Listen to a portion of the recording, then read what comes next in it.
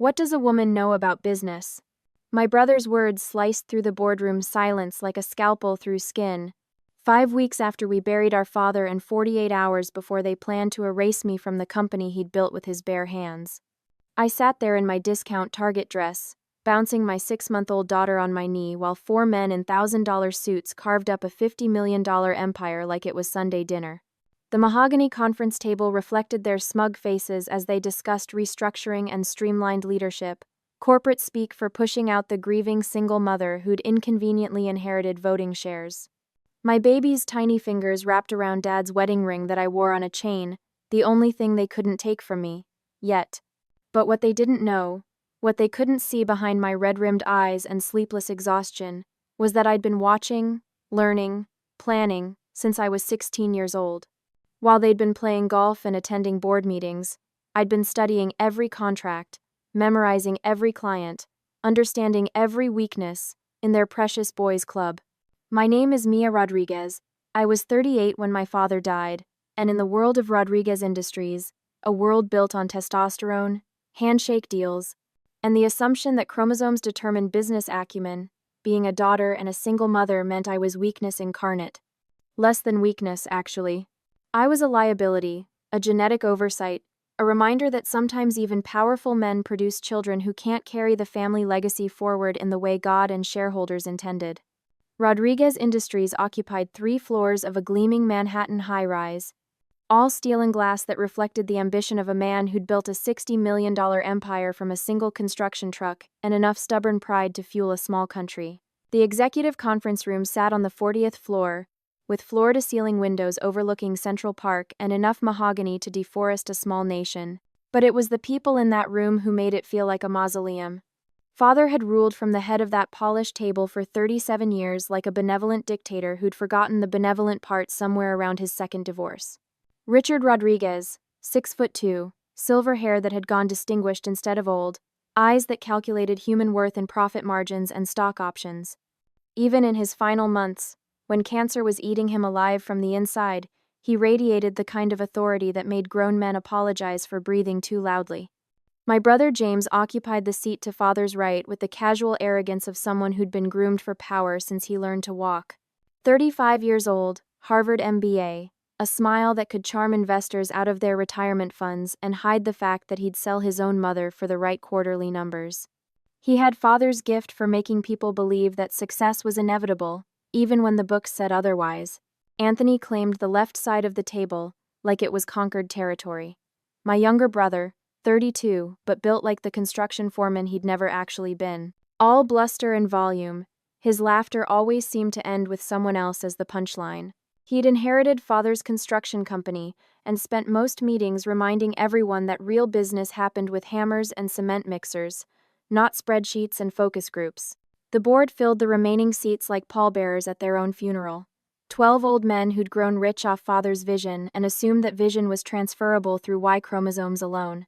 They smoked cigars that cost more than most people's weekly groceries, and looked at the world through eyes that had been dismissive of female opinions since the Eisenhower administration. All of them bound together by Rodriguez blood and Rodriguez money, secure in their knowledge that legacy flowed through sons, not daughters who'd made the tactical error of getting pregnant at 26 and divorcing at 28. I sat at the far end of the table, naturally. Not because there wasn't room closer to the center of power, but because proximity to the family's genetic disappointment might contaminate their decision-making with feminine emotions like empathy or long-term thinking. The memory that always haunted me in that room was from when I was 15, sitting in those same chairs during a bring-your-daughter-to-work day that had been more punishment than privilege.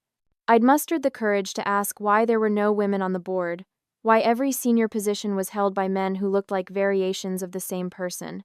Father's response had been delivered with the patient tone of someone explaining basic mathematics to a slow child. Your job is to marry well and give me grandsons, Mia. Running companies is for people with the stomach for difficult decisions.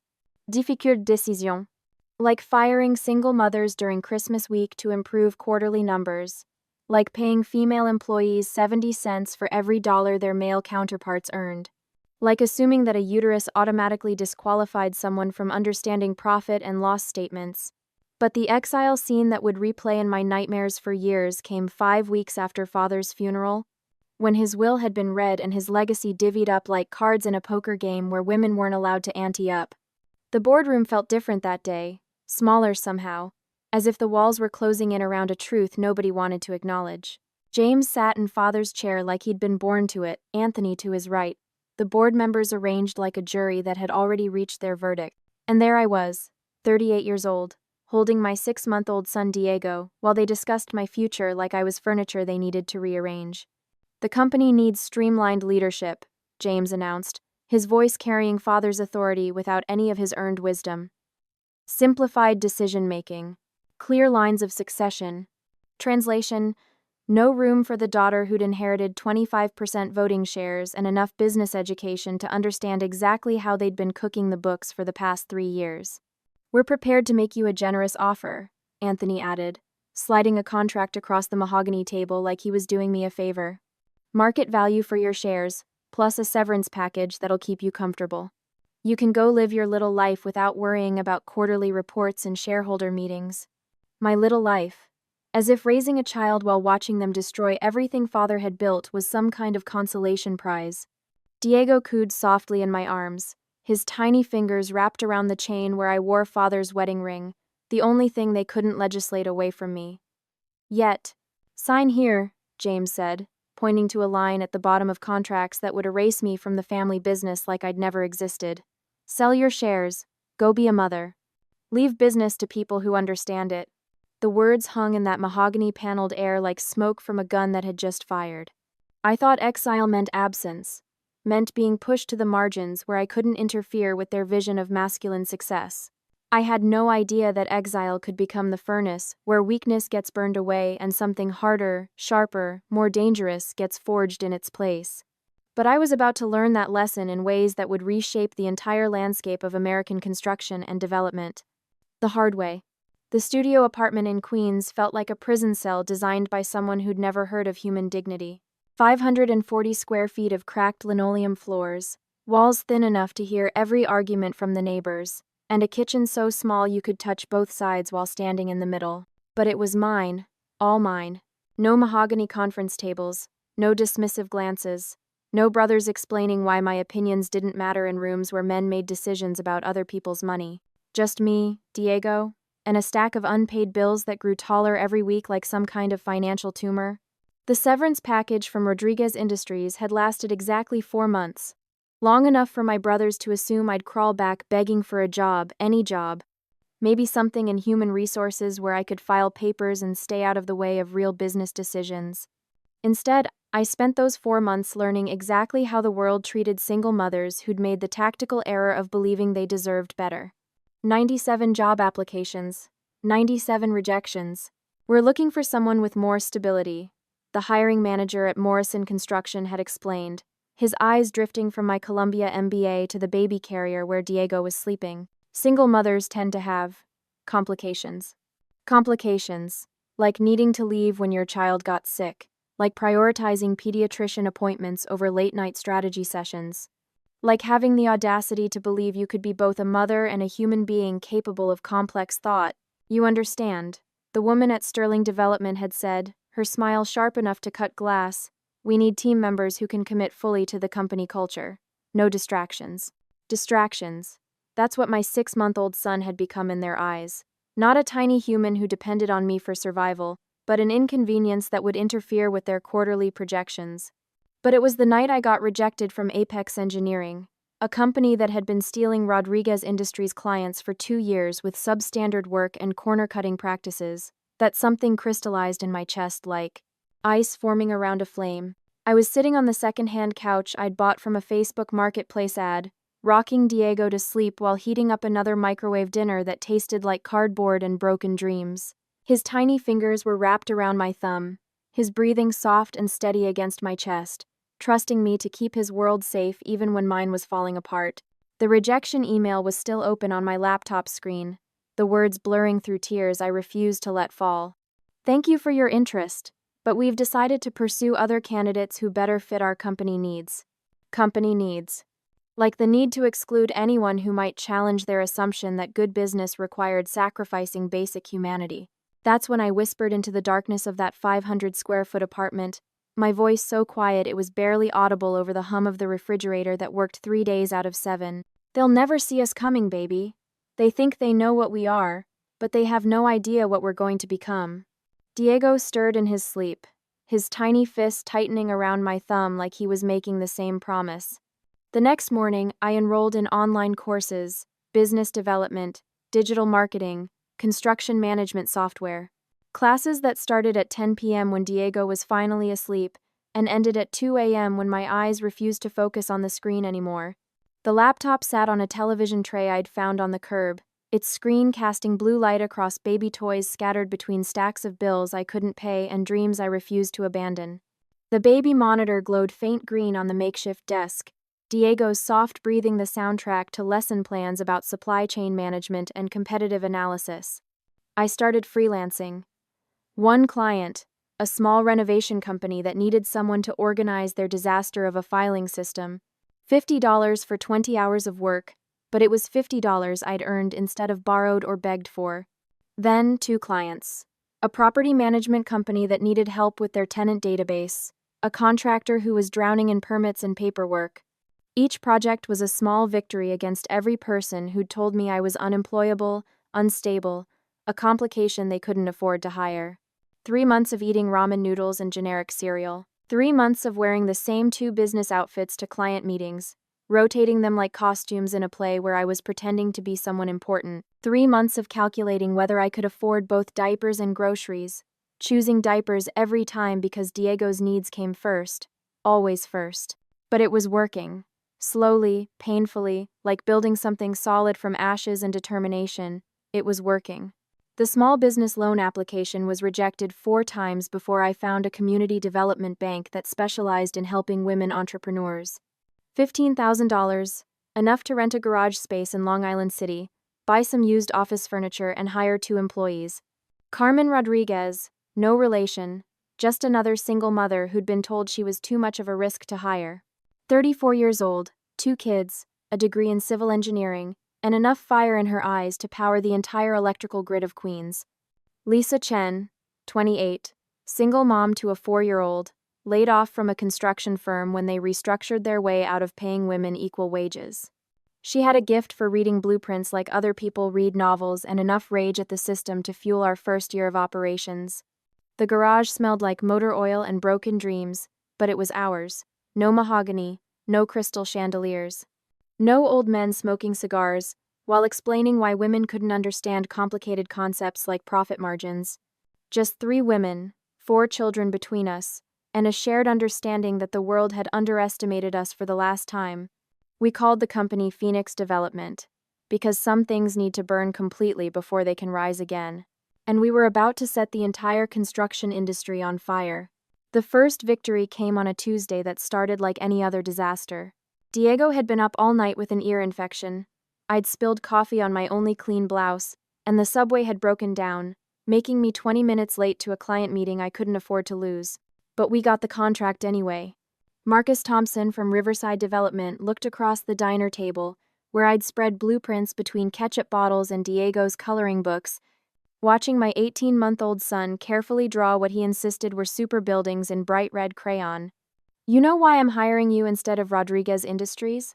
Marcus asked, his voice cutting through the clatter of plates and morning rush conversations. I looked up from the contract terms I'd been explaining while simultaneously wiping Diego's runny nose and calculating whether we had enough in the bank to cover material deposits. Because we deliver faster? I guessed, though we'd only been in business 8 months and our track record was more hope than history.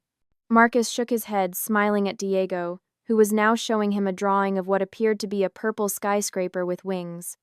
"Because you actually care," he said simply. Rodriguez sent 3 guys in $1,000 suits who spent the whole meeting checking their phones and talking about their golf handicaps. You show up with blueprints you've obviously studied for weeks, solutions to problems I didn't even know I had, and a kid who thinks buildings can fly. He signed the contract right there, next to Diego's crayon masterpiece, for a $120,000 renovation project that would keep Phoenix Development alive for another 6 months. That was the beginning.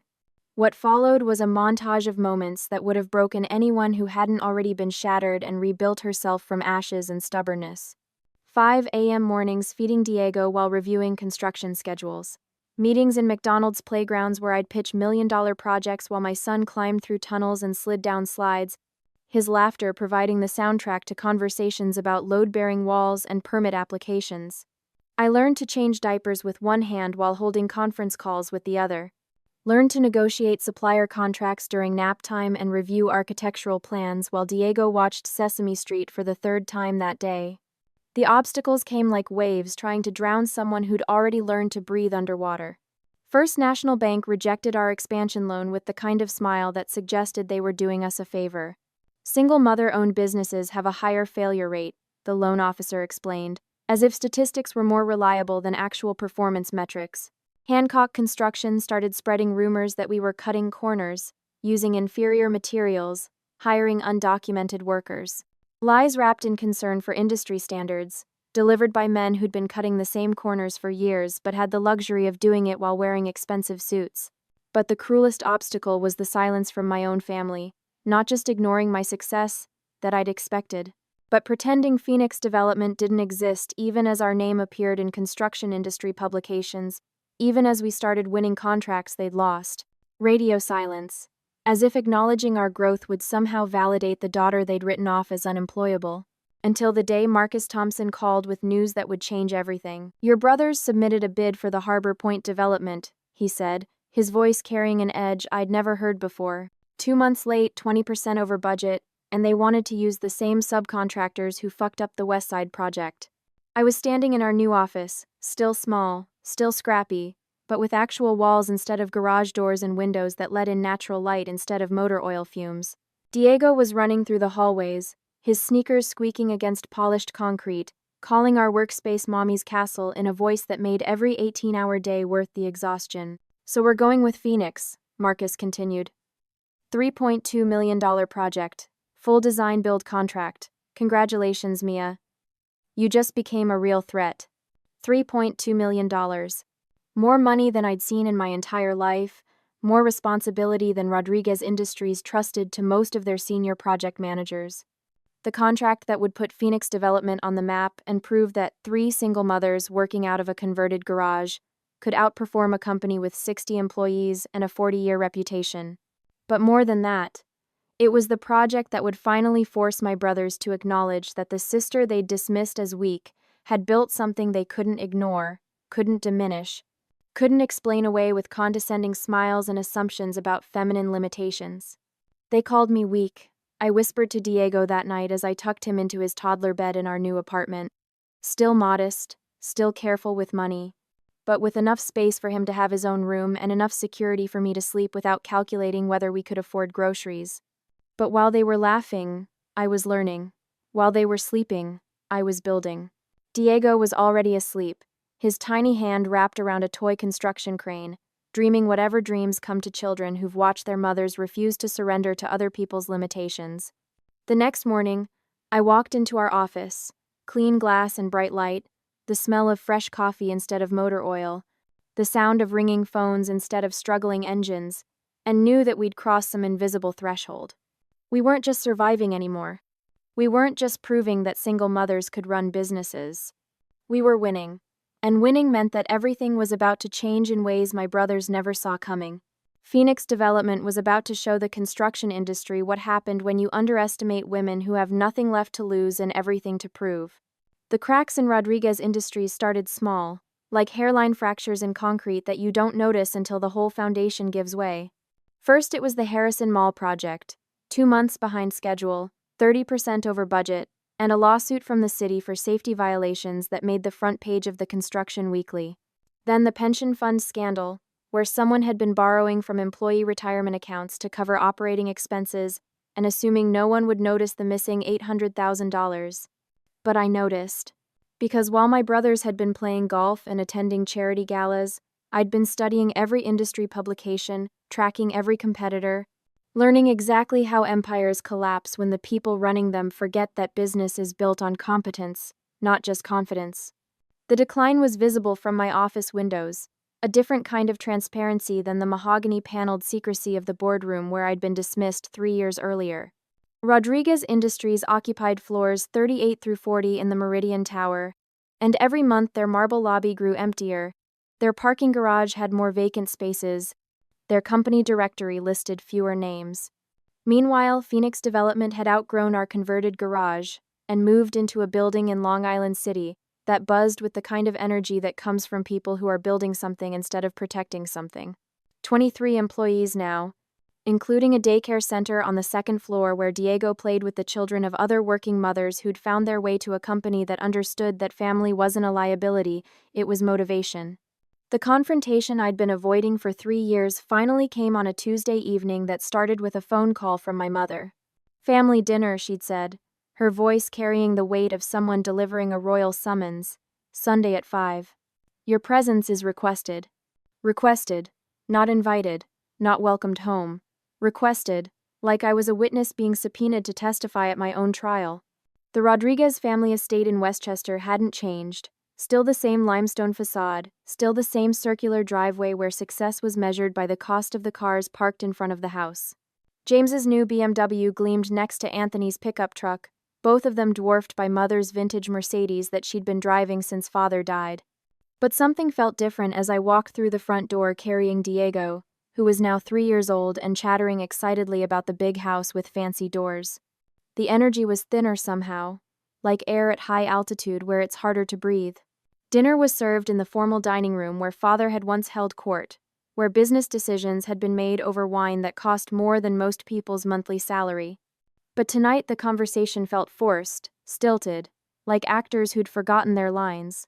James sat at the head of the table now, trying to fill Father's chair with an authority he'd inherited but never earned. Anthony flanked him, both of them wearing expressions that suggested they'd been discussing me before I'd arrived. "So," James said, cutting into his steak with surgical precision, "I hear Phoenix Development has been making quite a name for itself." His tone was casual, conversational, but I'd grown up in this house. I knew the difference between family small talk and an interrogation. "We've been fortunate," I replied, helping Diego cut his chicken into manageable pieces while calculating the emotional distance between where I sat and the exit. "Fortunate," Anthony repeated, his laugh carrying no humor. "That's an interesting way to describe stealing our clients." The accusation hung in the air like smoke from a gun that had just fired. Diego looked up from his plate, sensing the tension in adult voices that had suddenly gone sharp and cold. "I'm not stealing anything," I said, my voice steady despite the familiar feeling of being outnumbered in this dining room where my opinions had never mattered. "Clients choose their contractors based on performance, not family connections."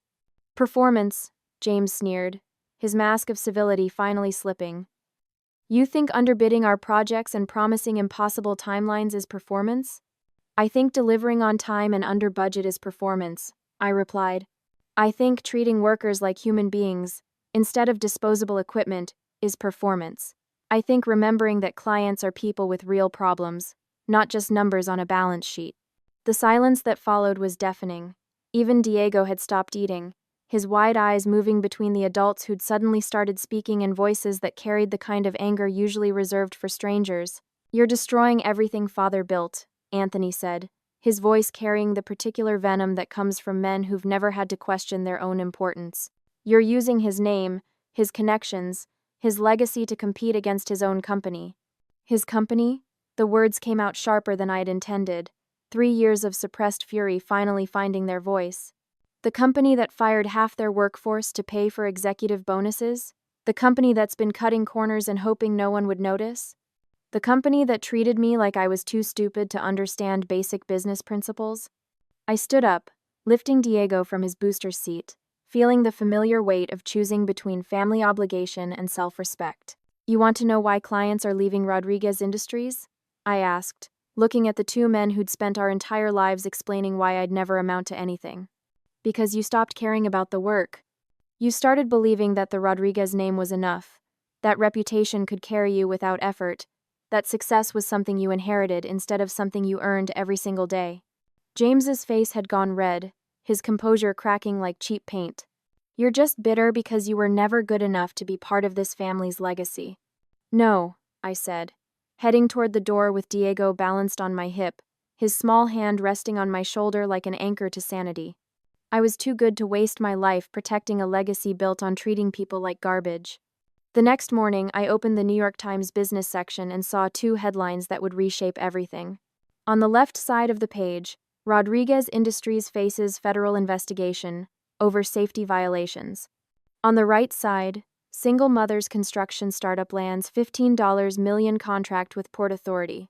I set the newspaper on my desk next to Diego's latest drawing, a picture of a woman in a hard hat standing next to a building that reached all the way to the clouds, with the words "Mommy's work" written in crayon across the bottom.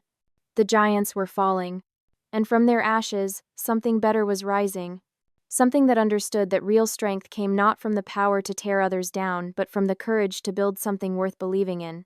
The opportunity came on a Friday morning that started with Diego's kindergarten teacher calling to tell me he'd been chosen as Student of the Month, and ended with a phone call that would rewrite the history of American construction. Rodriguez Industries is up for sale, Marcus Thompson said, his voice carrying the weight of someone delivering news that would change everything. Emergency liquidation. The board voted this morning to sell all assets rather than face federal prosecution. I was standing in Phoenix Development's conference room, looking out at a view of Manhattan that had taken 4 years to earn, when the irony hit me like a physical force. The company that had dismissed me as too weak to understand business was being destroyed by exactly the kind of mismanagement I'd been trained to prevent. They're asking for sealed bids, Marcus continued. Minimum offer is $47 million. Given your track record and financing capabilities, Phoenix would be the logical buyer. $47 million. More money than I'd ever imagined having, but less than Phoenix Development was now worth after 4 years of contracts that had made us the fastest-growing construction company in the tri-state area. The acquisition took 6 weeks to complete, 6 weeks of lawyers, accountants, and due diligence that revealed exactly how badly my brothers had managed the company father had built with his bare hands. Pension funds raided, safety protocols ignored, environmental violations covered up with bribes and falsified reports. But the moment that would define everything came on a Tuesday morning in October, when I called a press conference to announce the merger that would make Phoenix Development the largest minority-owned construction company on the East Coast. The Meridian Tower conference room had been transformed into a media circus. Flashbulbs popped like strobing lightning, reporters elbowed each other for better positions, cameras rolled while sound technicians adjusted microphones that would carry my words to an audience I'd never dreamed would care about what I had to say. At the front of the room sat a small table with the signed purchase contracts, $47 million in exchange for the company that had once considered me too insignificant to merit a seat at their decision-making table. Diego sat in the front row, now 5 years old and wearing a miniature business suit that made him look like a tiny executive. Around his neck, on a chain thin enough for a child but strong enough to support the weight of memory, hung father's wedding ring, the only thing from the old company that had ever truly belonged to me. Behind him, scattered throughout the audience, sat the Rodriguez Industries board members. The same 12 men who'd watched my brothers divide my inheritance like I was furniture to be rearranged. Their faces carried the particular shame that comes from watching someone you'd written off prove that your assessment of their worth was catastrophically wrong. James and Anthony sat together in the back, their expressions ranging from shock to something that looked dangerously close to fear. The Golden Boys who'd inherited an empire were watching their cast-off sister purchase it back from bankruptcy proceedings. I stepped to the podium, my heels clicking against marble floors that had once echoed with my father's footsteps, and looked out at an audience that represented everything I'd been told I'd never achieve. 4 years ago, I began, my voice carrying across that conference room with the authority I'd learned in boardrooms where I was the only woman, the only single mother, the only person who'd had to prove her worth instead of inheriting it. I was told that women don't understand business, that single mothers are too unstable to lead companies, that my job was to marry well and leave complicated decisions to people who were supposedly better equipped to handle them. The silence was complete, broken only by the soft clicking of camera shutters and the distant hum of Manhattan traffic 40 floors below. Today, I stand before you as the CEO of Phoenix Development, a company that has never missed a deadline, never violated a safety protocol, never treated its workers as disposable resources. A company built on the radical idea that success comes from competence, not connections. I paused, my eyes finding Diego in that front row, his small hand wrapped around father's ring like he was holding onto something precious. They once cast me aside, I continued, feeling the weight of every insult, every dismissal, every moment they'd made me feel invisible in my own family. But today, I am the new owner of Rodriguez Industries. The impact was immediate and devastating. James's face drained of color so quickly I thought he might faint. His hands gripped the arms of his chair like he was trying to anchor himself to a reality that was shifting beneath his feet. Anthony's fists clenched and unclenched, his jaw working like he was trying to swallow words that would only make this moment worse. The brother who'd spent our entire lives explaining why I'd never amount to anything was watching me acquire the family legacy he'd assumed was his birthright. The board members, those 12 men who'd smoked cigars while explaining why women couldn't handle complex decisions, lowered their heads in shame that would follow them for the rest of their careers.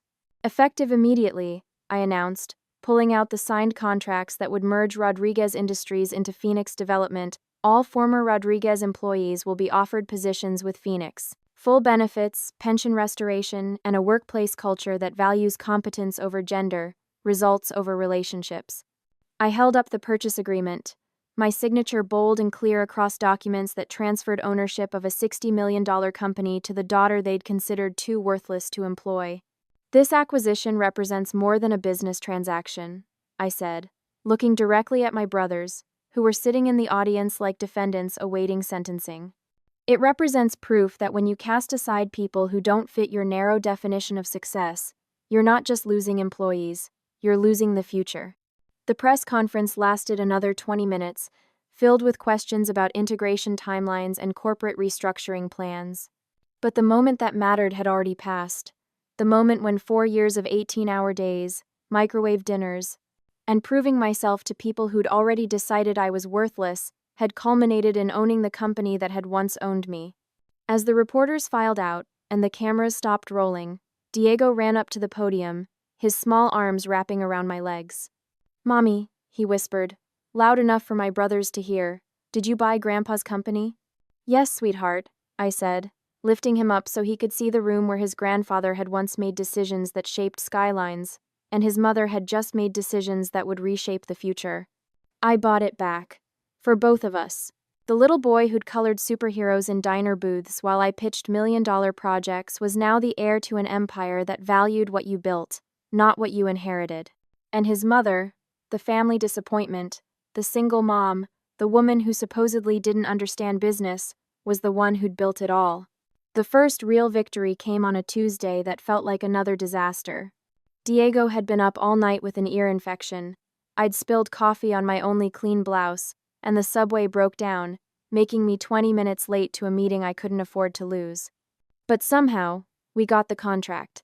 Marcus Thompson from Riverside Development sat across the diner table where I'd spread blueprints between ketchup bottles and Diego's coloring books. My 18-month-old was busy drawing super buildings in red crayon when Marcus asked, "Do you know why I'm hiring you instead of Rodriguez Industries?" I guessed, because we deliver faster, even though our track record was more hope than history. He shook his head, smiling at Diego's purple skyscraper with wings. "Because you actually care." Rodriguez sent 3 men in $1,000 suits who checked their phones the whole time. You came prepared, with solutions, and a kid who believes buildings can fly. He signed the $120,000 contract right there, next to Diego's crayon masterpiece. That deal kept Phoenix Development alive for another 6 months, and marked the beginning of something bigger. The months that followed were relentless. 5 a.m. mornings feeding Diego while reviewing schedules. Meetings in McDonald's playgrounds, where I pitched million-dollar projects while my son's laughter echoed from the slides. I learned to change diapers with one hand while holding conference calls with the other. Every day was proof that necessity could sharpen anyone into something unstoppable. The obstacles came like waves. First National Bank rejected our expansion loan with a patronizing smile, citing the higher failure rate of single-mother businesses. Competitors like Hancock Construction spread lies about us cutting corners and using bad materials, while they quietly did the same in expensive suits. But the cruelest silence came from my family. They ignored Phoenix Development completely, even as our name appeared in trade publications, even as we won contracts they lost. To them, My company simply did not exist. Until Marcus Thompson called with news that shifted everything. Your brothers submitted a bid for Harbor Point, he said. 2 months late, 20% over budget, and with the same subcontractors who ruined the West Side project. We're going with Phoenix. $3.2 million. Full design build. I stood in our small but real office glass windows instead of garage doors, light instead of fumes. Diego raced through the halls calling it Mommy's Castle. I could barely breathe. 3.2 million. More than I'd ever imagined, more than my brothers trusted even their senior managers with. This wasn't just survival anymore. It was proof that 3 women, dismissed as nothing more than single mothers working out of a garage, could outperform a company with 60 employees and decades of history. That night, I whispered to Diego as he fell asleep, his tiny hand gripping a toy crane. They called me weak. But while they laughed, I was learning. While they slept, I was building. The next morning, I walked into our office, bright light, clean glass, the hum of phones and fresh coffee, and knew we had crossed a line. We weren't just proving a point anymore. We were winning.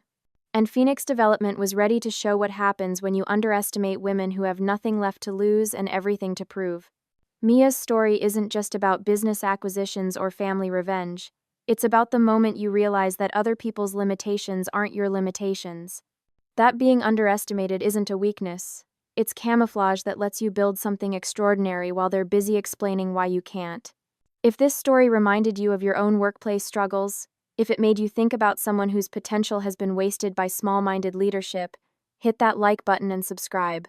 Turn on notifications because next week we're exploring another story about quiet competence and explosive validation. Share this with someone who needs to remember that being excluded from the table doesn't mean you can't build a better one. Remember, they can question your qualifications, but they can't argue with your results. And sometimes the best revenge is building something so successful that they have to pretend they always believed in you. Until next time, keep building your empire while they're busy protecting theirs.